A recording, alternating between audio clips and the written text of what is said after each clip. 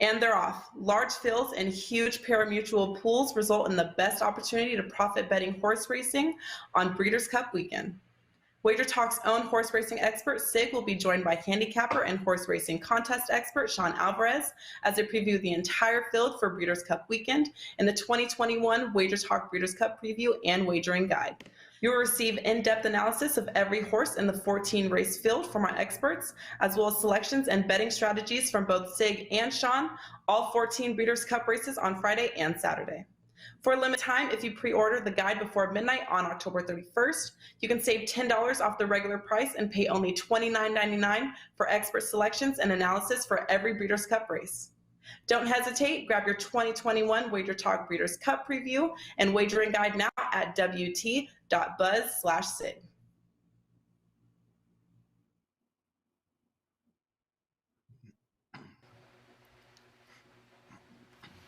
All right, guys, welcome in. Happy Friday to you. Almost the end of October. Hard to believe, the 22nd right now on this Friday, and we've got another stakes race coming up this weekend. On Saturday, we'll head out to Keeneland, but it is a quick reminder that end of October means the Breeders' Cup just around the corner, and I can't think of two guys better equipped to be able to make this a profitable next month or so here at the track than the pundits themselves. Marco D'Angelo here. Sig is in the house, and you just saw it there on the promo, guys. The Breeders' Cup and the Breeders' Cup guide ready to rock and roll. Sig, from what I understand, you've got an entire preview ready to go right now at your page. Tell us about it. Yeah, Joe, we announced earlier this week that the Breeders' Cup preview and wagering guide is on sale for pre-order right now.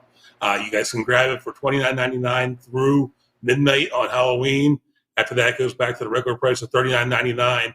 And I'm pleased to let you guys know that Sean Alvarez, who's been a frequent guest on this show and a fill-in for both Marco and myself, is going to be a co-author on this. So you're going to get two opinions on every Breeders' Cup race. We have 5 on Friday, 9 on Saturday, and it's only 2 weeks away, guys. We got some of the best horses in the world coming in from all over to race here at Breeders' Cup at Del Mar here, and it's going to be a great time, and it's a great opportunity to make some money. Oh, no, it certainly is. One of my favorite times of year here, Marco, because, well, there's everything going on. It's absolutely ridiculous right now. It's talk about no sleep, but the Breeders' Cup, it is obviously one of the richest days of racing that we have throughout the year. And this year, although some horses are racing, others aren't. Oh, wait a minute, now they are. No, now they're not. It is a little confusing, but at the end of the day, what better fun on a weekend than with the Breeders' Cup? Oh, absolutely. And I'll tell you, Sig's been hard at work doing this. He actually even turned me down for going out for a meal once or twice in the past few days. That doesn't happen every day. So he's serious about this Breeders' Cup guide. So go ahead and check it out. Two fine guys collaborating on this. You couldn't have two better guys to break it down for you. And for me, I mean, we've got everything going right now, Joe. I mean, you talk about all the big races coming up, but we're in NBA, baseball playoffs. NBA just started. We've got hockey season underway, and of course, I can't forget about college and pro football. It's been just a fantastic year, and I'm keeping the blinkers on. Yes. Looking at staying focused, buddy. A lot going on right now, and we want to keep the ship heading in the right direction. Yeah, you and Johnny V with those damn blinkers. Don't even bring it up, Marco. I break out into hives there. So funny. Real quick, guys, do want to let you know, Marco mentioned it, though. It's crazy what's going on right now. It's also crazy how Marco has been able to profit with his clients here over this stretch. It's just crazy. He's number one in football, guys. It's crazy what he's managed to do both in college football and the NFL. And if you've caught him on Bet On It, then you guys have been following along, up over 90% in profit, 64% winning percentage, 62-34, guys, for his clients this football season. Right now, you can get an all-access pass for the weekend. 3 days, all access, all sports, all plays, including A big 5% play he's got for just $69. All you got to do is head over to Marco's page at WagerTalk.com. And, of course, you know, Sig, the guide is up, guys. The Breeders' Cup, it's available now. Take advantage of the deal. Head over to Sig's page at wt.buzz/Sig. All right, in the meantime, guys, we got a little racing before the Breeders' Cup. The Perryville Stakes going to take center stage at, I believe, race 7, if I'm not mistaken, Keeneland tomorrow there, as we've got 9 3-year-olds that have been entered into this race. And, well, I'm going to guess by the name. I mean, you could have called it Chicken Wing, and I would have went to Marco as well. But I'm going to guess 2 of your favorite things, Mark. Are we going to you first with soup and sandwich? Yeah, I'll take the chicken noodle soup, and for the sandwich, can I have a pastrami? Oh, wait. Oh, sorry. We're not at lunch yet. Okay. Yeah, soup and sandwich, 3-1 morning line favorite, and deservedly so, Joe. But I got to tell you, we haven't seen this horse race since the Kentucky Derby, and had the big second-place finish in the Florida Derby, and got a little bit of buzz heading into the Kentucky Derby, but made the mistake of trying to run with Medina Spirit in those early fast fractions of the Kentucky Derby. And apparently Soup and Sandwich was only running on soup and a sandwich, didn't have that high octane stuff, couldn't stay with Medina Spirit, and faded through the field. Now later we found out the horse did displace its palate, and what that is in horses like we do, they call it a palate, they call it a flapper. It's what blocks your esophagus.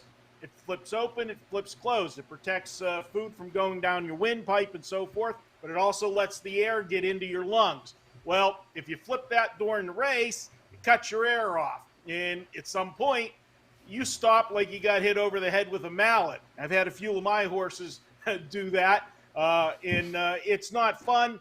It's a surgery you can do to correct it, or you can just give the horse some time off. They went the time off route. If you look at the way the horse has been training, the horse is training like an absolute beast. So on paper and looking in the morning, this is the horse to beat.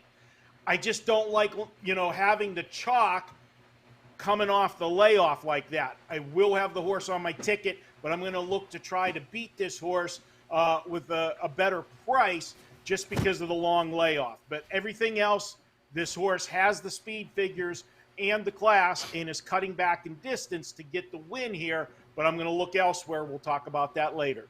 All right, Mark Casse. We'll see what they can get done. Soup and Sandwich, number 1. Number 2, Boca Boy, 12-1 here, Sig. Felt like we just talked about Boca Boy here recently. What do you think of this horse? Yeah, Boca Boy started out his career pretty well with a win, and then in his maiden debut, and then he had actually hit the board in all four of his 2-year-old races, including a win in the Florida Star Reality Stakes in September. After that, the Connections decided to give him a shot in the Derby Trail. He had about 5-6 months off, and then came back at Tampa Bay in the Sam F. Davis and then the Tampa Bay Derby. No success there for him. They went back to the allowance route here, and they had him rooting, but he didn't find much success doing that. They did switch him back, though, to the sprint distance, and he's pulled off 2 wins coming in here. He seems like he's back on track now, but this coming off those back-to-back wins in allowance company, he's making a big step up here into stakes company again. And then the fact is that, excuse me, he's going to be stretching out a little bit further here. He's won at 5.5 and 6 furlongs, but he's going, this is a 7-furlong race here. And while those recent performances are encouraging, he's going to be stretching out, like I said. He may have some more wins left in him, but I don't think one of them comes on Saturday. Boca Boy is going to be a toss for me. All right, tossing and Boca Boy, like Delray Beach, better anyway. All right, let's move on. Number 3 here. How about Ram? You know, Marco, anytime we talk about American Pharaoh, and that would be the sire here for Ram, coming in at, what, 15-1, Dwayne Lucas. What do you think? And any possibilities here to make some money with Ram? Yeah, I don't know what Dwayne Lucas is thinking about here, putting this one in this race. I don't like him in this field. You hear me always talk about when we're talking about 3-year-olds, if a horse only has a few starts, he always has that license to jump up and have that big improvement. Well, that's not the case here. This is a 3-year-old that's going to be making his 15th career start. He is, to quote Dennis Green, he is what we thought they were. And this horse is just a plotter. And by a plotter, I mean he's going to come late. He doesn't have that burst of speed. He's going to pass tiring horses. And if you look at his last race, which they did cut him back in his last race to 7 furlongs, and he finished 3rd, which could give you some encouragement.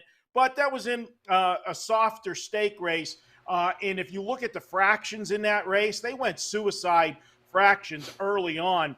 21 and change first quarter, went to the half and 44 and change. And all he did was pass tired horses from dead last to come down and finish 3rd. I don't see him getting the job done here. He's a pitch for me. There's better horses in this race. We will get some, speed in this race early on, but there's a lot better horses equipped to close better than Ram. So bye-bye, Ram. Not using you. Sorry, bring back American Pharaoh. Probably a better chance running backwards. All right, number 4. He's my honey badger.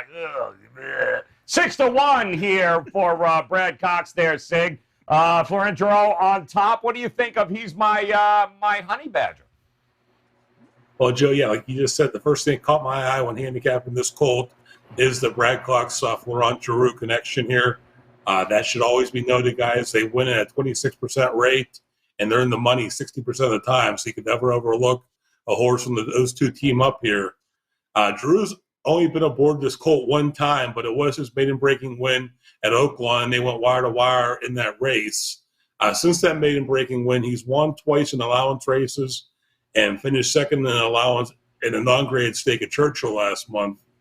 What he's demonstrated in the past is an ability to close, so I believe that makes him a good candidate here for the bottom of your exotic tickets. I would use him on your trifectas and superfectas in that bottom spot, and have a couple tickets with him in the second spot on your exacta. So he's my honey badger. I think it's got a shot in here. All right, there you go. Moving on, number 5 here. Pickin Time. Kelly Breen trained, and Corey Lanier on top. A lot of people believe, Marco, that this is the horse to give Soup and Sandwich a run for the money. What do you think? Well, this is one of those horses that's going to sit off the pace and try to pounce coming down the lane off of the fast fractions. And if you look at his horse's last race, there's a pretty familiar name that he ran second to, and that was Jackie's Warrior. Jackie's Warrior making the comeback race and won that race easily. And to be honest with you, if you go back and watch that replay, all Pickin Time did was run past the horses that tried to go with Jackie's Warrior early and was second best in that race. Now, that's 2 straight good races for this horse, and the speed figures in those last 2 races put him right in the mix for this one. I think there's some better horses in here. I think this horse is a shot to run on the bottom of the ticket as far as the trifecta and superfecta goes, so we will have him on the back end of the ticket, but I'm not putting Pickin Time on top to win this race, but he will be in the exotics. All right, going to look at the exotics for him, but how about we move on? Number 6, Chad Brown. Pipeline here. Pretty good maiden victory at Saratoga last time out here, Sig. What do you think? Johnny V in the stirrups? What do you think we're going to get here from Pipeline? Yeah, Joe, the public's going to look at this colt out of Speightstown and see that maiden break and win in Saratoga on closing week. He won by more than 3 lengths there. They're going to see Chad Brown. They're going to see John Velasquez. And they're going to want to bet this colt here. While I'm going to be using them on my tickets, I don't see Pipeline as a serious win contender against this field, and here's why. First, he's facing winners for the first time. And we've told you guys before, anytime a horse is doing something for the first time, you should raise an eyebrow and take that into account with your handicapping. He will also be racing without Lasix for the first time in his career. And as you guys know, if you watched the show in the past, that's been an angle I've been looking at all year with these stake races at these major tracks requiring no Lasix prior to the stake races. You don't really always know, especially a horse like this that's had Lasix on all 4 of his previous starts. You don't know how he's going to run that first time without it. So that is a concern for me here. He also lacks class here. His last one was a maiden-breaking win. He's only faced maidens here. So I don't mean to be this in an offensive way, but he lacks the class. And he's going to be going straight from the maiden ranks into stake racing here against some of the best, not the best 3-year-olds, but some of the horses that have faced the best 3-year-olds in the country here. And while this will only be his 5th career start, that inexperience is going to keep me from considering him a serious win contender against this field. I do recommend having him on your exotic tickets, though. He can finish anywhere from 2nd to 4th on those tickets, and definitely help your trifectas and superfectas. Duh! Totally offended, not in this class. My goodness, what is Irish Unity number 7 here, Marco? Talk to me. I believe he's got a previous date, I believe, with what? He's my Honey Badger and Ram. Didn't do so well, but I guess that's why he's 12-1. Yeah, it is going to be a lot longer than that in this race. You look at it, and my esteemed colleague pointed out about first-time horses with Lasix. Well, the first time Irish Unity didn't race with Lasix, he got beat by 23 lengths. That was last time out, and I don't see anything to change that. They went same distance, 7 furlongs in that race that he's my Honey Badgers coming out of. And Ram, as we said, they went fast fractions, and he just plodded along. This horse was involved in the early fractions of that race and faded badly. This is the only way this horse knows how to race, is to be on the lead or sitting second. If you look at all of his previous races, he's coming from an outside post, the 7 post. He's going to have to be used to get in position. And with the speed, with Soup and Sandwich down at the rail, this horse will probably get caught wide in that first turn. I don't want any part of Irish Unity. Hasn't shown me that he can go with this class of horses. I'll keep it classy and won't say he's outclassed, but he's been a little bit inferior to the class here, and he's a pitch for me. All right, gotta go. We're going to move on. Number 8, how about Cool Quest here? Sig, what do you think of this Florida horse here at 4-1? Yeah, Joe, he broke his maiden last month at Churchill. It was his 4th attempt for trainer Brian Lynch, and it looked like he finally might have figured this out. Well, Marco actually points this out a lot. The female horses, the fillies, tend to figure it out quicker than the colts do. But usually there's somewhere along the lines that light bulb goes off, and they finally figure out how to race. And it looks like Cool Quest did that. He pulled away and won by more than 6 lengths at Churchill last month here. Like I discussed earlier on one of the picks, was that this is going to be the first time that Cool Quest is facing winners, and he'll be racing again without Lasix for the first time. Again, another question for my handicapping here. He likes to be a pace setter in the race. He gets out of the gate well, so I expect him to go towards the front here. He will be battling probably with Soup and Sandwich, and as Marco just said, Irish Unity should be up there on that early pace as well. I think he's a horse on the improve here, but again, with so many firsts for this horse, I can't put too much faith in him against an experienced field. He'll be on my deeper exotic tickets, but definitely not a serious win contender here. All right, that leaves us one left here. Runway Magic. Speaking of blinkers, I believe actually improved, Marco. 2nd try with blinkers here. So what do you think we're going to get from Runway Magic? Yeah, it's actually the 3rd start with blinkers. They made the switch 2 back, and the horse finished 4th 2 back and then got the win last time out.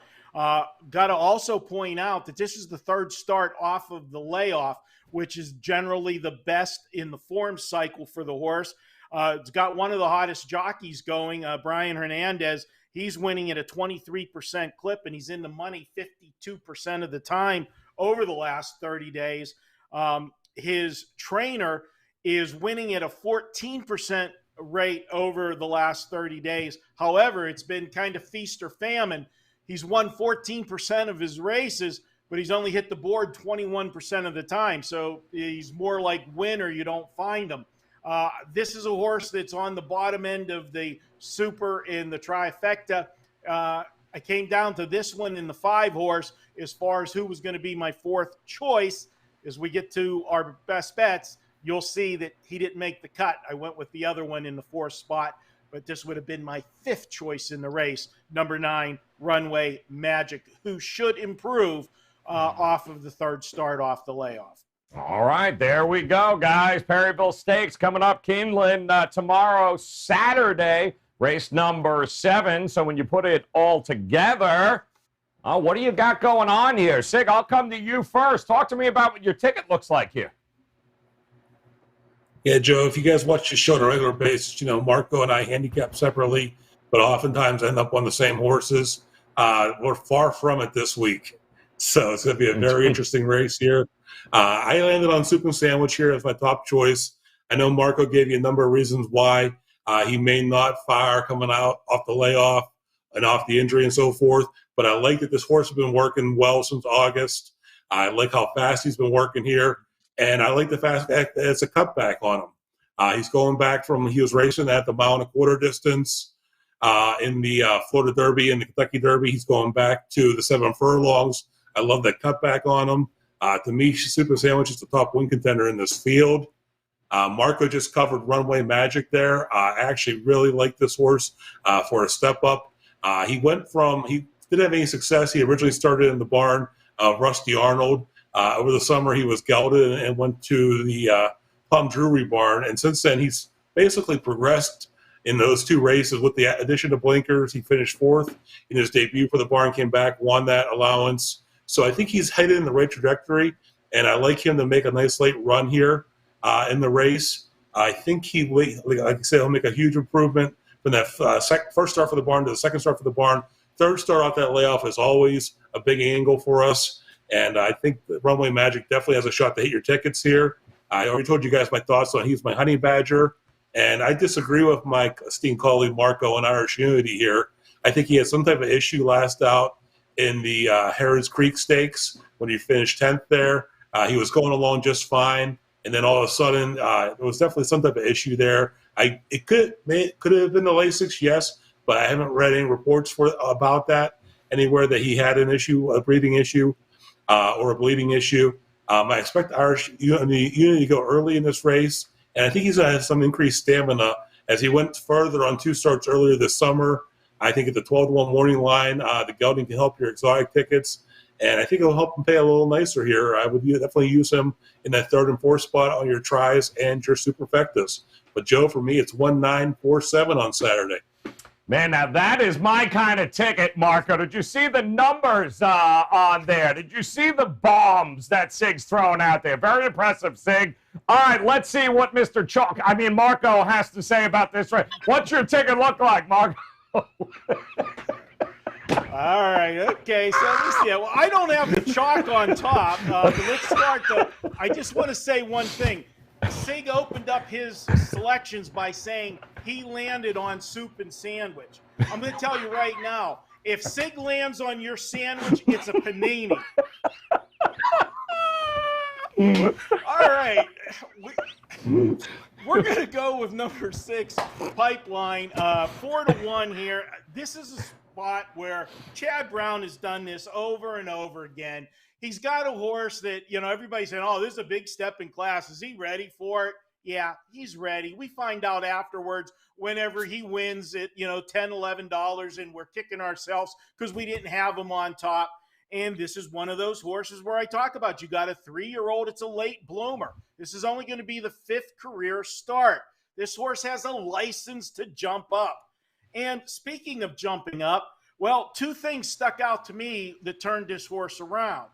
Javier Castellano rode this horse in his first 2 mounts. Then they switched to Johnny V. Was it Johnny V that got the horse woke up and got the horse a second beaten by a head and then a go-away win?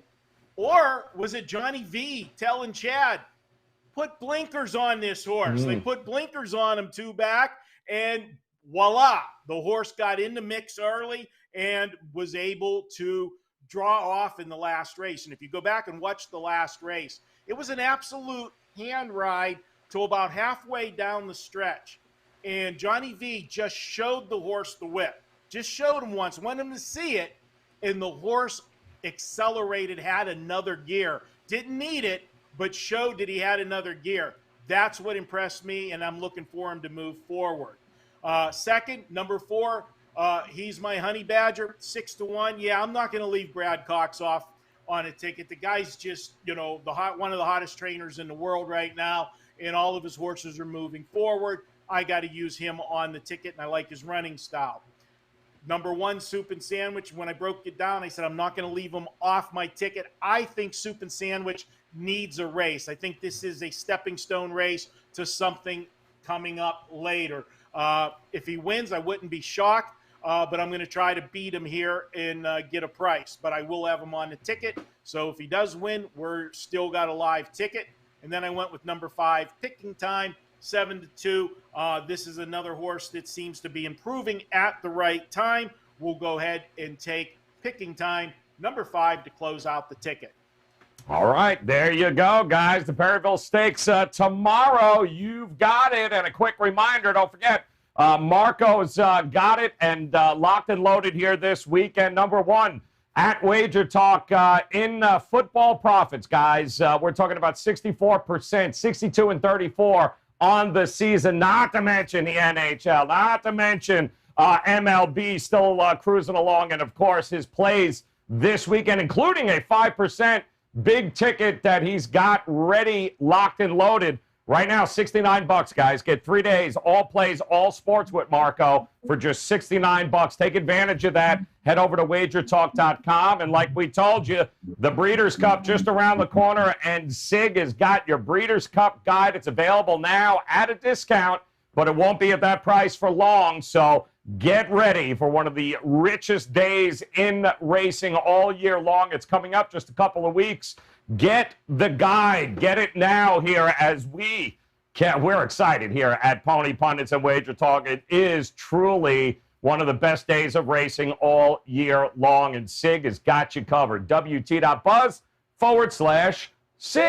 And that'll do. We'll be back again, of course, next week, guys, with another stakes race as we get you ready and continue to work towards the Breeders' Cup here and what promises to be a most profitable weekend. And on behalf of Marco and Sig, hit that bell in the upper right-hand corner. Subscribe here to the YouTube channel. You'll get notified when these shows go live. But in the meantime, best of luck with your plays this weekend, guys. We'll talk to you again next Friday.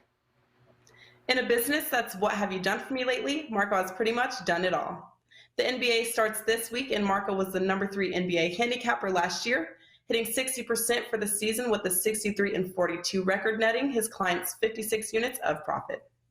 Marco is also currently the number 1 football handicapper in 2021, hitting 64% with a 61-34 record, netting his clients 87 units of profit to go along with being number 4 in baseball this year, hitting 57% with a 139-1-4 record, netting his clients 45 units of profit. Don't miss a single winner this NBA season for Marco by jumping on board his NBA full season package. This package is $6.99, but if you sign up this week, it's just $5.49, saving you $250 when using coupon code MarcoNBA when checking out.